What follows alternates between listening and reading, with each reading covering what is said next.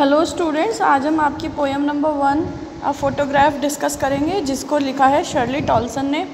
बच्चों, यहाँ पर जो आपकी पोएम का टाइटल है अ फोटोग्राफ, ये जो टाइटल है ये शो करता है कि we are talking about memories. बच्चों, जो फ़ोटोग्राफ्स होती हैं वो हम क्लिक करके इसीलिए रखते हैं ताकि उस समय के बीत जाने के बाद हम लोग जो हैं उन मेमोरीज़ को, उन फ़ोटोग्राफ्स को देख करके अपनी मेमोरीज़ को रीगेन कर सके, रिवाइव कर सके। बच्चों, हम लोग फ़ोटोग्राफ क्यों क्लिक करते हैं? To capture our happy moments. इसीलिए जो है इस पोएम का टाइटल भी जो है फ़ोटोग्राफ है, क्योंकि यहाँ पर पोएटेस की जो मदर है उसकी मेमोरीज़ इस फोटोग्राफ के थ्रू वो रिवाइव करती है। तो इसीलिए बच्चों, सिमिलरली जो शर्ली है उसने भी जो है इसमें वो भी बात कर रही है कि किस तरह से वो अपनी मदर की फ़ोटोग्राफ को देखती है और विद दैट फ़ोटोग्राफ उनकी मदर की बहुत सारी मेमोरीज़ रिलेटेड है, बिकॉज वो उनकी मदर की बचपन की फ़ोटो है। जब शर्ली उसको देखती है तो उन्हें याद आता है कि किस तरीके से मेरी मदर यानी कि शर्ली की मदर जो है इन सब चीज़ों को देखती थी और किस तरीके से वो खुश होती थी। तो इन सारी चीज़ों को लेकर आप कह सकते हैं कि शर्ली ने एक ट्रिब्यूट पे किया है अपनी मदर को। ठीक है ना बच्चों? तो इस पोएम के थ्रू जो शर्ली टॉलसन है वो अपनी मदर को एक ट्रिब्यूट पे कर रही हैं। Now we will start with it summary line by line and theme I will tell you. साथ साथ में थीम बताती चलूँगी आपको बच्चों। The cardboard shows me how it was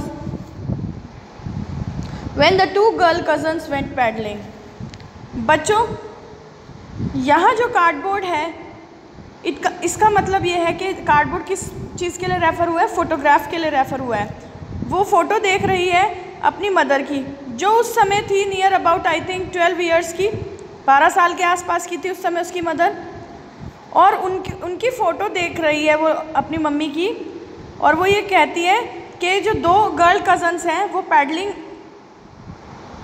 they went to paddling. उनकी जो मदर है जब वो छोटी थी तब वो गई थी वहाँ पर समुद्र के किनारे पर या बीच पे गई थी, वो अच्छा टाइम स्पेंड करने के लिए, अपना हॉलीडे टाइम स्पेंड करने के लिए, फ़न करने के लिए अपनी कज़न्स के साथ में। देखिए कुछ इस तरह से थी वो ड्रेसअप। ये बीच में जो है ये पोएटेस की मदर है और दोनों साइड में जो है उनकी जो है कज़न सिस्टर्स हैं। एक का नाम बैटी है और दूसरी का नाम डॉली है। और उनकी मदर जो है इस समय नियर अबाउट 12 ईयर्स की हैं। वहाँ पर जब वो बीच पर जाती है हॉलीडे स्पेंड करने के लिए, तो वहाँ पर जो है उनकी पिक्चर क्लिक करी है, जो कि मैंने आपको ये दिखाई है। ये उसी की बात कर रही हैं कि उनकी जो मदर है वो अपनी दो कज़न्स के साथ में वहाँ पर खेल रही हैं पानी में, और उन्हें बहुत मज़ा आ रहा है, वो बहुत ज़्यादा इन्जॉय कर रही हैं। Each one holding one of my mother's hand and she the big girl some 12 years or so. और वहाँ पर जो है दोनों ने जो है इनकी मदर का हाथ पकड़ रखा है, जो कि सबसे बड़ी है उनमें, और उनकी मदर जो है लगभग 12 साल के आसपास की हैं, इसीलिए वो जो है उन तीनों बहनों में सबसे बड़ी दिखाई दे रही हैं। All three stood still to smile through their hair. और जब उनकी ये फ़ोटोग्राफ क्लिक हो रही थी तो उस समय पर क्या होता है, शर्ली भी देख रही है वो क्लिक करी हुई फ़ोटोग्राफ। तो वहाँ पर क्या होता है कि क्योंकि वहाँ पर काफ़ी ज़्यादा जो है विंडी डे होता है, यानी हवा चल रही होती है काफ़ी, और समुद्र के किनारे बच्चे बहुत अच्छी हवा चलती है। तो इस कारण से जो है ना उन तीनों बहनों के, यानी कि शर्ली की मदर और उनकी दो कज़न्स के जो है जो बाल हैं, जो उनके हेयर्स हैं, वो हवा के कारण उड़ करके उनके फेस पर आ गए हैं, और वो स्माइल कर रही हैं क्योंकि उन लोगों का बहुत अच्छा टाइम स्पेंड हो रहा है, वो वहाँ पर एंजॉय कर रही हैं। At the uncle with the camera a sweet face. और अब वहाँ पर शर्ली कहती है कि मेरी मदर का जो है बहुत ज़्यादा स्वीट सा फेस लग रहा है, यानी मेरी माँ का जो चेहरा है वो बड़ा ही प्यारा सा, बहुत ही स्वीट सा, बहुत अच्छा लग रहा है उस पिक्चर में। आई थिंक मेरे पैदा होने से पहले मेरी मदर जो थी उनका चेहरा जो था वो काफ़ी स्वीट था। And she says my mother's that was before I was born and the sea which appears to have change less wash their terribly transient feet. और वो साथ में ये भी कहती है, ये काफ़ी ज़्यादा इंपॉर्टेंट वर्ड्स हैं यहाँ पर, ये जो लाइन्स है काफ़ी ज़्यादा इंपॉर्टेंट है। आइए देखते हैं कि कैसे इंपॉर्टेंट है। अगर आप सी की बात करते हो तो मोर और लेस वो वहीं रहती है और वो ज़्यादा चेंज नहीं होती है। जो समुद्र है बच्चों, वो जैसा होता है वो वैसे का वैसा रहता है, उसमें बदलाव नहीं आता, बहुत ही ना के बराबर सा बदलाव आता है। कुछ उसमें जो चेंजेस आते हैं वो हम एब्जॉर्ब नहीं कर सकते हैं। बट अगर हम लार्जली देखते हैं तो वो वहीं रहती है, जो समुद्र है, जो सी है, वो वहीं पर रहती है और वो चेंज नहीं होती है। लेकिन ह्यूमन बींग्स का क्या है, we work here and there, हम एक जगह से दूसरी जगह जाते हैं, हमारा नेचर चेंज हो जाता है। सो यहाँ पे दो चीज़ों का कंट्रास्ट किया गया है बच्चों। एक तरफ तो शो की गई है सी जो कि चेंज नहीं हुई है, और चेंज सी दूसरी तरफ क्या है, वही सी जो उनकी फीट को टच करती है। सो ये जो फीट है ये टेरिबली ट्रांजिएंट क्यों है? ट्रांजिएंट का मतलब यहाँ पर बच्चों है दैट कीप्स ऑन चेंजिंग, जो कि परमानेंट नहीं है। ट्रांजिएंट का मीनिंग होता है बच्चों जो चीज़ जो है क्या होती है, बदलती रहती है, परमानेंट नहीं रहती है। बिकॉज ह्यूमन बींग्स जो है ना वो भी चेंज होते हैं, they grow, they move from one place to another. So इस तरीके से ह्यूमन्स चेंज होते हैं। वो कहते हैं कि जो पानी है सी का, it is washing their feet. तो यहाँ पे कॉन्ट्रास्ट दिखाया है between human nature and the nature itself. So बच्चों ये आपकी फर्स्ट पैराग्राफ की जो है डिटेलिंग मैंने करी। आइए let's move to the next paragraph, the second one. Some 20-30 years later, she'd laugh at the snapshot. See Betty and Dolly, she'd say, and look how they dress us for the beach. The sea holiday was her past, mine is her laughter, both wry with labored ease of loss. अब बच्चों first stanza में तो हमने ये देखा कि Shirley देख रही है अपनी मदर की उस फोटो को। अब सेकेंड स्टैंजा में हम देख रहे हैं कि शर्ली की मदर जो है वो उस फोटोग्राफ को देखकर याद कर रही है। यानी कि जब वो 12 साल के आसपास की थी तब वो बीच पर हॉलीडे के लिए गई थी तो उसका वो फ़ोटो क्लिक हो गया था। फर्स्ट पैराग्राफ में तो शर्ली अपनी मदर की फ़ोटो देख करके उनकी मेमोरीज़ को रिवाइव कर रही है, और सेकेंड पैराग्राफ में शर्ली की मदर खुद ही जो है उस फोटो को देख रही है। अब आप बच्चों यहाँ पर बिल्कुल भी कन्फ्यूज़ मत होना कि हर मदर इज़ नो मोर, उसकी माँ अब जीवित नहीं है, मर चुकी है। मैंने आपको स्टार्टिंग में बताया था कि वो अपनी मदर को ट्रिब्यूट पे कर रही है, लेकिन उनको उनकी याद आ रही है, उनको ये सारी चीज़ें ध्यान में आएंगी कि किस तरीके से उनकी जो मदर है यानी शर्ली की जो मदर है वो डिस्क्राइब कर रही थी। वो उस चीज़ को उन्होंने मेंशन किया है जो फर्स्ट पैरा में उन्होंने अपने तरीके से बताया है, और सेकंड में उन्होंने बताया है कि कैसे उनकी मदर डिस्क्राइब कर रही थी इस फोटोग्राफ को, यानी कि यहाँ पर उनकी माँ फोटोग्राफ को देख करके डिस्क्राइब करती है। सो बच्चों स्नैपशॉट का यहाँ पर मतलब है क्या हुआ, फोटोग्राफ। यहाँ पर फर्स्ट वर्ड यूज़ हुआ है फोटोग्राफ के लिए कार्डबोर्ड फर्स्ट पैराग्राफ में, एंड सेकेंड पैराग्राफ में जो वर्ड यूज़ हो रहा है फोटोग्राफ के लिए वो है स्नैपशॉट। यानी ये दोनों ही मीनिंग किस वर्ड के हैं, फोटोग्राफ के हैं, दोनों ही फोटोग्राफ के सिनोनिम्स है। शर्ली कहती है कि उनकी जो मदर है वो 20-30 साल बाद जब इस फोटोग्राफ को देखती हैं, इस पिक को देखती हैं, जितनी छोटी थी उसमें उसके 20-30 साल बाद जब शर्ली वॉज बॉर्न एंड जब उनकी अपनी एक फैमिली है, सो जब वो अपनी बीच की हॉलीडे की इन फ़ोटोज़ को देखती हैं उनकी मदर, तो वो हंसती हैं फ़ोटो को देख करके। वो कहती हैं कि कहती है अपनी बेटी से कि देखो किस तरह से हमें ड्रेसअप किया गया था, करते थे उस समय पर।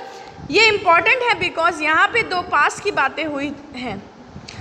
First pass is of a mother, उनकी मदर का फेवरेट पास टाइम क्या था, उनकी फ़ोटोज़ को देखना। क्यों?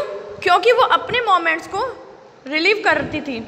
और सेकंड पास्ट है she is talking about is of Shirley का पास, जहाँ पे उनको याद आता है कि किस तरीके से उनकी मदर इन चीज़ों को देख के या इस फोटो को देख के खुश होती थी।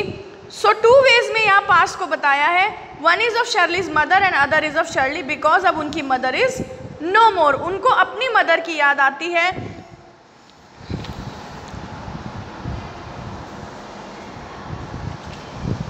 Both wry with the laboured ease of loss.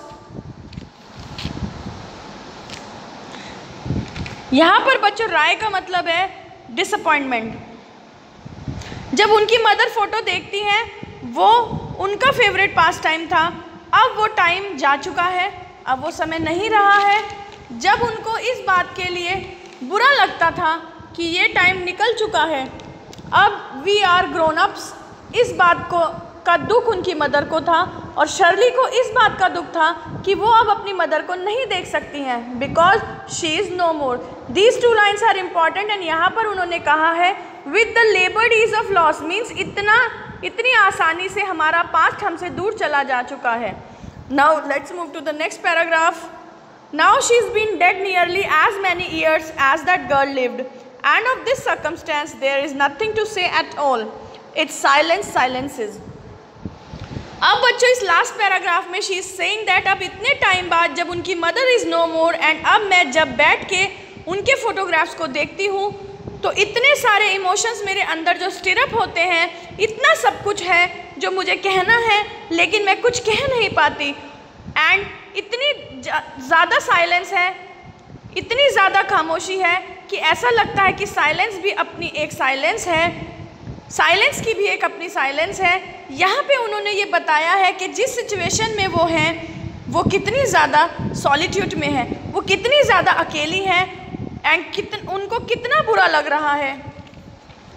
बच्चों जब आपका कोई लव्ड वन चला जाता है, स्पेशली आपके मॉम एंड डैड, आपके parents, then you miss them a lot. Same thing is with the poetess here, same thing is with Shirley here. So वो बहुत मिस कर रही हैं अपनी मॉम को और कितनी ज़्यादा वो इमोशनल है कि अपने इमोशंस को कह भी नहीं पा रही हैं या पुट भी नहीं कर पा रही हैं यहाँ पे वर्ड्स में। She stops hair.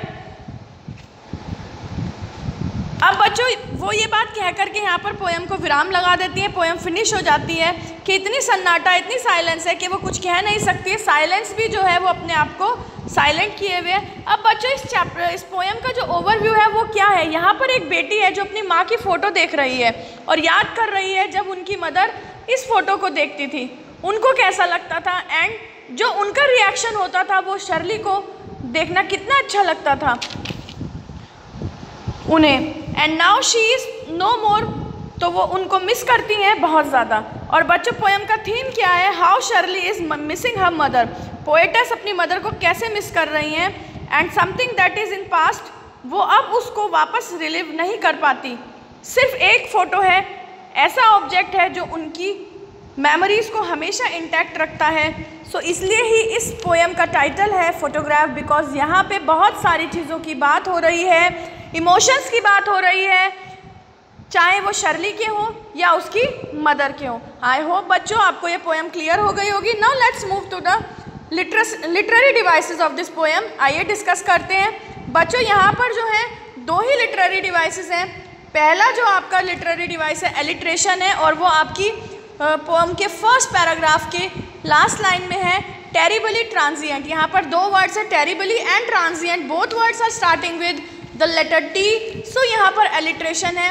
Then oxymoron की हम बात करते हैं। बच्चों ऑक्सीमोरन का पहले मैं आपको मीनिंग क्लियर कर देती हूँ। ऑक्सीमोरन का मतलब होता है two words which are opposite in meaning are use together. जब हम दो ऐसे वर्ड जिनका के मीनिंग बिल्कुल एक दूसरे के अपोजिट है उनको एक साथ यूज़ करते हैं, वहाँ पर आपका वो जो दो वर्ड हमने अपोजिट मीनिंग के यूज़ करे हैं वो क्या होते कहलाते हैं, आपके कौन सा लिटरेरी डिवाइस कहलाते हैं, ऑक्सीमोरन।